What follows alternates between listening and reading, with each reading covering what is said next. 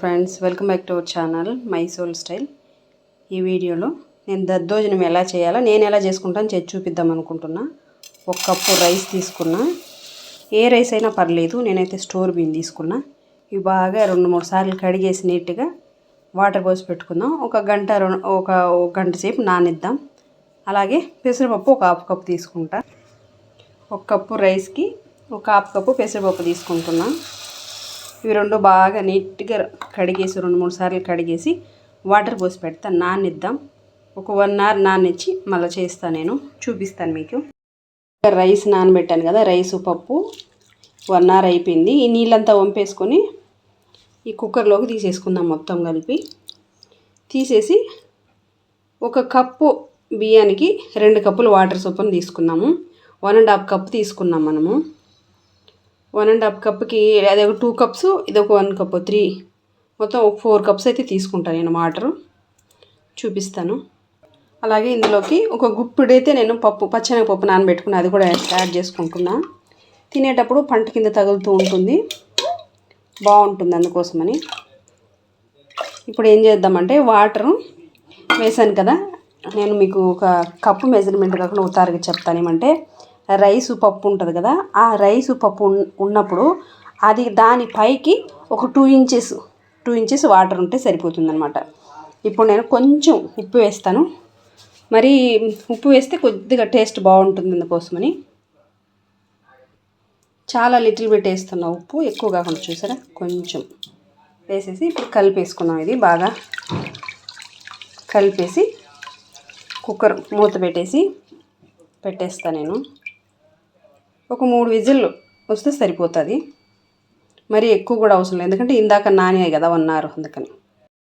Cook అయిపోయింది rice పప్పు అయితే. ఇప్పుడు ఏం చేద్దామంటే బెల్లం వేసుకుందాం. ఇందులోకి బెల్లం వేసుకునేసి బాగా కొంచెం ఇలాచీ కూడా వేస్తాను నేను, ఇలాచీ పౌడర్. బెల్లము ఇట్లా బాగా కొట్టి బాగా పొడిగా చేసి పెట్టాను. ఇది 1 కప్పు, ఆ కప్పుతోటి 1 కప్పు అయితే ఉంది.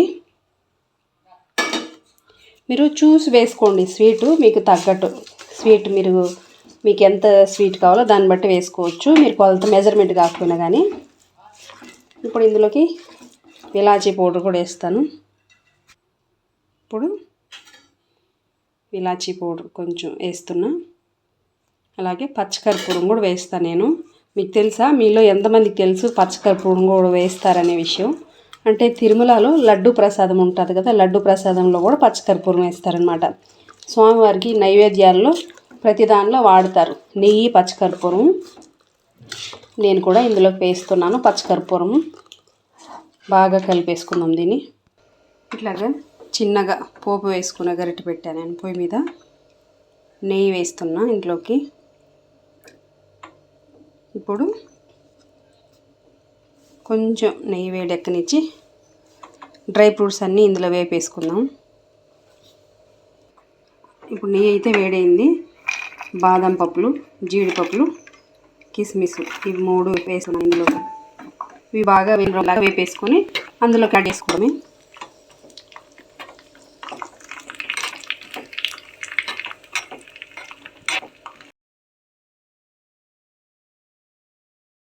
వేయిపోయి మనకు దీన్ని తీసి అందులో యాడ్ చేసేసుకుందాం. మనము దద్దోజనంలో యాడ్ చేసుకునేది. ఇప్పుడు మొత్తానికైతే మనకు కొంచెం చూడండి, కొద్దిగా లిటిల్ బిట్ పచ్చికర్పూరం యాడ్ చేస్తున్నాను. బాగా నలిపేయచ్చు, చేత్తోనే నలిగిపోతుంది, మనకు పొడిగా అయిపోతుంది. ఇట్లా చూడండి, మంచిగా పొడిగా అయిపోతుంది. నలిపేసి వేసేసుకుంటే సరిపోతుంది.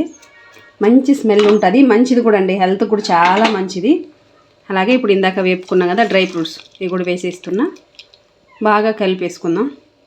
నేనైతే ఇలాగే చేస్తానండి, ఇది నా స్టైలు, నేను చేసే విధానము.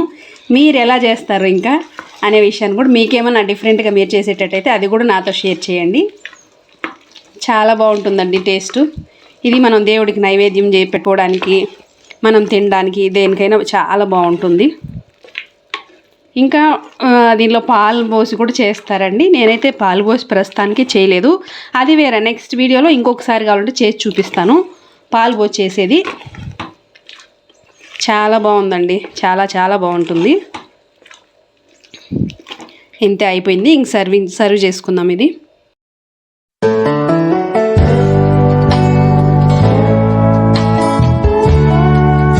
ఇలా చేస్తాను. చాలా చాలా చాలా బాగుంటుంది, టేస్ట్ బాగుంటుంది, మంచి స్మెల్ ఉంటుంది. ఇందులోకి ఇలాచీ కూడా వేసాను కదా, ఇలాచీ వేసాను. తర్వాత పచ్చకర్పూరం కూడా వేసాను కదా. ఇది దీనివల్ల ఏమంటే జలుబు దగ్గు అలాంటివి ఏమన్నా ఉన్న వాళ్ళు కూడా చాలా బాగా పనిచేస్తుంది, చాలా బాగుంటుంది. మంచి సువాసన ఉంటుంది. హెల్త్ బెనిఫిట్స్ కూడా ఉంటాయన్నమాట పచ్చకర్పూరం వేయడం వల్ల. చాలా బాగుంటుంది. ఇట్లా జ్యూసీగా మనం ఇలా చేసి దేవుడికి నైవేద్యం పెట్టుకోవచ్చు. మనం తినడానికైనా చాలా టేస్టీగా సూపర్ ఉంటుంది. ఇది చూస్తుంటే నేను నోరు ఊరిపోతుంది కదా. చూడండి, చాలా జ్యూసీగా మంచిగా బాగా అసలు ఎంత బాగుందో టేస్ట్ కూడా. మీరందరూ కూడా ట్రై చేసి మీ అందరికీ ఎలా ఉందనే విషయం నాతో షేర్ చేయండి. మీరు ఇంకా ఎలా చేస్తారనేది ఏమైనా ఉంటే కూడా నాతో షేర్ చేయండి. ఓకేనా? థ్యాంక్ యూ అండి, థ్యాంక్ యూ. మరి ఎందుకో ఈరోజు చేయాలనిపించింది, చేశాను. ప్రజెంటు ఈ వీడియో ఈ రోజుకి. ఇంకొక నెక్స్ట్ వీడియోలో మరొక అద్భుతమైన వంటతోటి, అద్భుతమైన టేస్టీ రుచులతో మళ్ళీ కలుద్దాం. అప్పటిదాకా చూస్తూనే ఉన్నాను my soul style. First time చూసేవాళ్ళు ఎవరైనా సబ్స్క్రైబ్ చేయండి, లైక్ చేయండి, షేర్ చేయండి, కామెంట్ బాక్స్లో అయితే కామెంట్ చేయండి. అలాగే ఇప్పుడు దాకా మన ఛానల్ చూసి ఆదరిస్తున్న వాళ్ళందరికీ కూడా పేరు పేరున నా యొక్క హృదయపూర్వకమైన కృతజ్ఞతలు. థ్యాంక్ యూ సో మచ్ అండి. థ్యాంక్ యూ అందరికీ.